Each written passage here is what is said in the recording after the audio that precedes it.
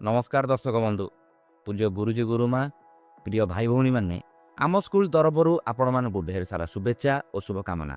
आज अप्रैल 1 पवित्र ओडिशा दिवस 1936 मसीहा आज दिन में आम राज्य स्वतंत्र प्रदेशर मान्यता पाइथिला। एही दिवस को मन रखिबापई आमे माने समस्ते पालन करुछंती ओडिशा दिवस। एही अवसर में आसंतु शुणिबा कविज्योति निरंजन पतिଙ୍କ स्वरचित कविता वंदे उत्कल प्रदेश। ताक पर विष्णुप्रिया सामलकर चित्ताकर्षक भाषण उत्कल दिवस। तेबे डेरी न करी चलंतु आरंभ करिबा। जय जगन्नाथ जय जगन्नाथ जय जगन्नाथ वंदे उत्कल जननी। उत्कल प्रदेश पालन अवसर में उत्कलवासी भाई भौणी मानू मोर यथामान्य जनाऊँगी, प्रणाम जनाऊँगी, नमस्कार जनाऊँगी। आज उत्कल दिवस अवसर मोर कविता वंदे उत्कल प्रदेश। उत्कल दिवस उत्कल मातांको पाद पद्म करे वंदन। उत्कल प्रदेश निर्माता मानंको पादे दिए फूल चंदन।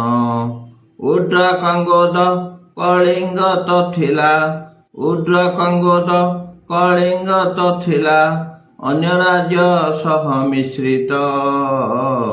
पराधीन परी आम भाषा थिला, पड़ोशी भाषार आश्रित।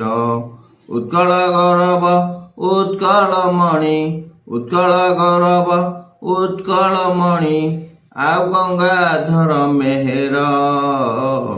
कृष्णचंद्र नीलकंठ सेनापति, कृष्णचंद्र नीलकंठ सेनापति, लड़ुआ संतान मार थिले, लड़ुआ संतान मार। भुवनानंद राधानाथ राय, वासुदेव गौरी शंकर। स्वतंत्र प्रदेश गठन पाइंकी बहु चेष्टा थिला तांकर। 1936 एप्रिल 1 रे, 1936 एप्रिल 1 रे हेला नव राज्य गठित। छजिला विशिष्ट थिला ए ओडिशा, आम लिपि हेला पठित। 3 दशंधिर आंदोलन परे, 3 दशंधिर आंदोलन परे स्वतंत्र हेला ए प्रदेश। ओडिशा दिवस होइला पालित, ख्यात हेला देश विदेश, ख्यात हेला देश विदेश। ए दिवस ठारू आम शिक्षा वर्ष, ए दिवस ठारू आम शिक्षा वर्ष विद्यालय हुए आरंभ। नूतन पिलांको नाम लेखा हुए, तांको शिक्षा हुए प्रारंभ, तांको शिक्षा हुए प्रारंभ।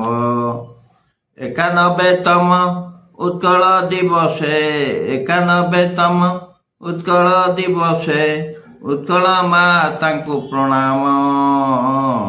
जेते वीर नर पंडित प्रवर, जेते वीर नर पंडित प्रवर, ताकोले नियंतु जन्म, ताकोले नियंतु जन्म।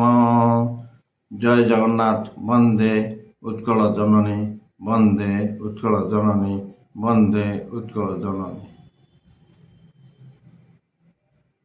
जननी जन्मभूमिश्च स्वर्गादपि गरीयसी।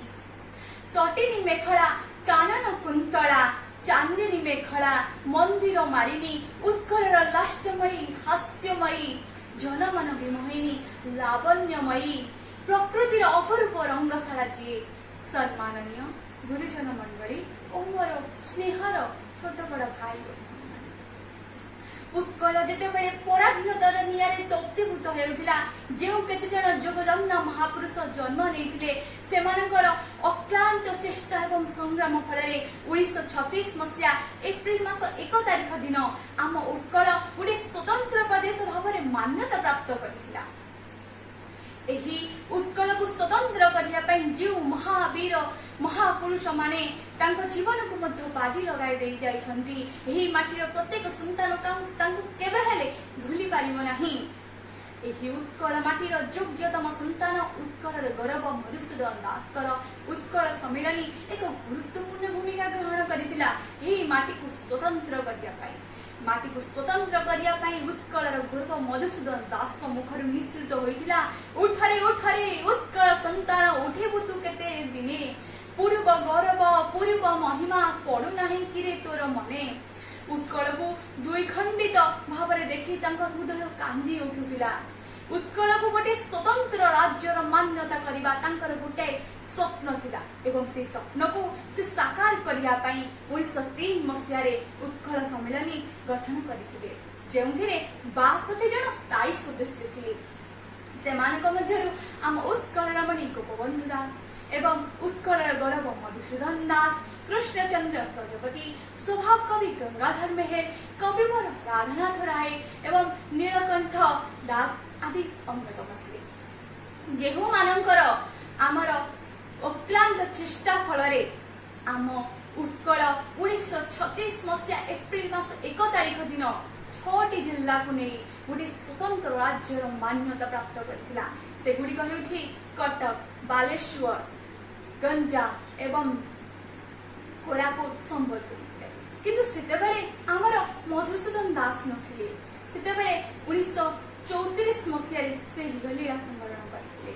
କିନ୍ତୁ ଉତ୍କଳକୁ ସ୍ୱତନ୍ତ୍ର କରିବା ପାଇଁ ସେ ଯେଉଁ ଭିତ୍ତିଭୂମି ସ୍ଥାପନ କରିଥିଲେ ତାହା ଶେଷରେ ଏକ ପୂର୍ଣ୍ଣାଙ୍ଗ ରୂପ ନେଇଥିଲା। ଏହି ଉତ୍କଳ ଦିବସରେ ଆମମାନଙ୍କ ପାଇଁ ଏକ ଗୌରବର ଦିବସ। ଏହା ଐକ୍ୟ ଥିଲା ଅତ୍ୟନ୍ତ ଗୌରବମୟ। ଏହା ଗଙ୍ଗା ଠାରୁ ଗୋଦାବରୀ ପର୍ଯ୍ୟନ୍ତ ବିସ୍ତୃତି ପ୍ରାପ୍ତ କରିଥିଲା ଏବଂ ମୁଁ ଓଡ଼ିଆ ବୋଲି ନିଜକୁ ଗର୍ବ ଅନୁଭବ କରେ। ଖୋର୍ଦ୍ଧାର ପାଇକ ପୁଅ ଯିଏ ଏହି ମାଟିକୁ ସ୍ୱତନ୍ତ୍ର କରିବା ପାଇଁ ନିଜ ଜୀବନକୁ ବାଜି ଲଗାଇବାକୁ ମଧ୍ୟ ପଛେଇ ନଥିଲେ। ବୀର ସୁରେନ୍ଦ୍ର ସାଏ, ବାଜି ରାଉତ ପରି ବୀର ପୁତ୍ର ଯେଉଁମାନେ ନିଜ ଜୀବନକୁ ବାଜି ଲଗାଇ ଦେଇଥିଲେ ଏହି ମାଟିକୁ ସ୍ୱତନ୍ତ୍ର କରିବା ପାଇଁ। ଏହି ମାଟିର ଓଡ଼ିଆ ପୁଅ ସାଧବ ପୁଅମାନେ ସୁମିତ୍ରା, ଜାଭା ଏବଂ ସିଂହଳ ପରି ବାଣିଜ୍ୟ ବେପାର କରିବାକୁ ଯାଇ ବହୁଳ ଧନ ସମ୍ପତ୍ତି ଆଦି ବୋହି ଆଣୁଥିଲେ। କିନ୍ତୁ ବର୍ତ୍ତମାନ ଓଡ଼ିଆ ପୁଅ ନିଜ ଉଦର ପୋଷଣ ପାଇଁ, ନିଜ ପରିବାରର ପୋଷଣ ପାଇଁ, ନିଜ ଜିଭାର ଲାଳସ ପାଇଁ ସେ ଯାଇ ଗୁଜରାଟ ଏବଂ ସୁରାଟରେ ଦାଦନ ଖଟୁଛି। ଏହି ଉତ୍କଳରେ ପ୍ରାକୃତିକ ସମ୍ବଳର ଅଭାବ ନାହିଁ, କିନ୍ତୁ ଏଠାରେ ଶିଳ୍ପ କାରଖାନା ପ୍ରତିଷ୍ଠା ହୋଇପାରି ନାହିଁ। ଏଠାରେ ମାନବ ସମ୍ବଳର ବିକାଶ ନାହିଁ ଏବଂ ଲୋକମାନଙ୍କ ପାଇଁ କର୍ମ ପାଇଁ ବ୍ୟବସ୍ଥା ନାହିଁ। ଏହି ଯେଉଁ ଉତ୍କଳ ମାଟି ହେଉଛି ଗୋଟିଏ ପବିତ୍ର ମାଟି, ଯେଉଁ ମାଟିରେ ପାଦ ଦେଇ ଚଣ୍ଡାଶୋକ ଧର୍ମାଶୋକରେ ପରିଣତ ହେଉଛନ୍ତି। ଏହି ମାଟିର ବୀର ପୁତ୍ର ଯିଏକି 2 ଖଣ୍ଡ କାଠି ସାହାଯ୍ୟରେ ଦୂର ପର୍ବତ ମାପ କରୁଥିଲେ ଏବଂ ଦୂରରେ ଥିବା ଗ୍ରହ ନକ୍ଷତ୍ରର ଗତିବିଧି ମଧ୍ୟ ବତାଉଥିଲେ, ସେ ହେଉଛନ୍ତି ଆମର ପଠାଣି ସାମନ୍ତ। ଆଜ୍ଞା, ଏଇ ଯୋଉ ଉତ୍କଳ ମାଟି ହେଉଛି ଗୋଟେ ସ୍ୱତନ୍ତ୍ରତା ମାଟି ଏବଂ ଏଇ ମାଟିରେ ଆମର 12 ମାସରେ 13 ପର୍ବ। ଏ ମାଟିର ପ୍ରତ୍ୟେକ ଲୋକମାନଙ୍କର ଚାଲି ଚଳନ, ବେଶ ଭୂଷା, ଖାଦ୍ୟ ପାନ ଆଦି ସବୁ କିଛି ନିଆରା। ପରିଶେଷରେ ଏତିକି କହିବି କି ଆମେ ଓଡ଼ିଆ ବୋଲି ଆମେ ସମସ୍ତେ ଗର୍ବ ଅନୁଭବ କରିବା ଉଚିତ। ଆମର ଧର୍ମ, ଆମ ଚାଲିଚଳନ, ଆମ ଖାଦ୍ୟକୁ ଆମେ ସମସ୍ତେ ଗୌରବ କରିବା ଉଚିତ। ଆମର ଏହି ଗୌରବକୁ ଅକ୍ଷୁଣ୍ଣ ରଖିବା ପାଇଁ ଆମେ କେବେ ହେଲେ ପଛଘୁଞ୍ଚ ଦେବା ନାହିଁ। ଏତିକି କହି ମୁଁ ମୋର ବକ୍ତବ୍ୟ ଶେଷ କରୁଛି। ମୁଁ ଓଡ଼ିଆ, ମୋର ଭାଷା ବଢ଼ିଆ। ବନ୍ଦେ ଉତ୍କଳ ଜନନୀ। ଜୟ ଜଗନ୍ନାଥ।